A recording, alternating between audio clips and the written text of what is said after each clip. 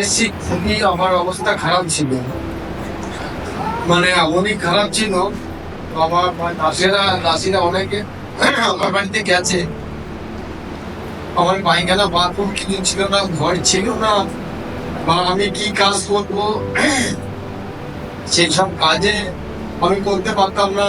আমার শরীর খারাপ হতো, রোগ পীড়িত ছিলাম, অনেক দুঃখ কষ্ট দিতে ছিলাম, মানে সেই পাপের জগতে ছিলাম। তারপরে রোগ ফিরে হয়ে গেল, হসপিটালে 7-8 বার যেতে হলো আমাকে, অনেক দুঃখ কষ্ট ভিতর ছিলাম। কিন্তু যখন আমি আমার বাচ্চা কাচ্চা ছেলে পেলে নিয়ে আমি এলাম এখানে প্রভুর চরণে, তারপরে থেকে আমি প্রভুর এত আশীর্বাদ পেয়েছি, যে আশীর্বাদ আমি কোনোদিন ভুলতে পারবো না, কোনোদিন ভুলতে পারবো না। আমরা যে আশীর্বাদ আজকে আমি, আমার অনেকগুলো লোক খাটে, আমার মিস্ত্রি থাকে, আমি লেবার খাটাই, আমি রঙের কন্ট্রাক্টর হয়েছে প্রভুর আশীর্বাদে।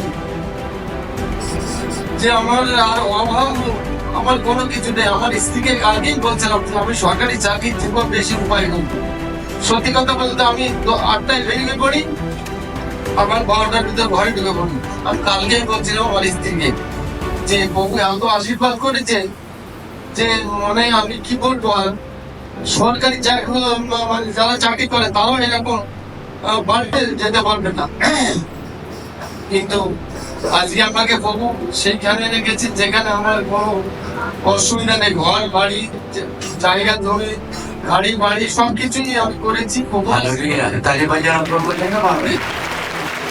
Iki.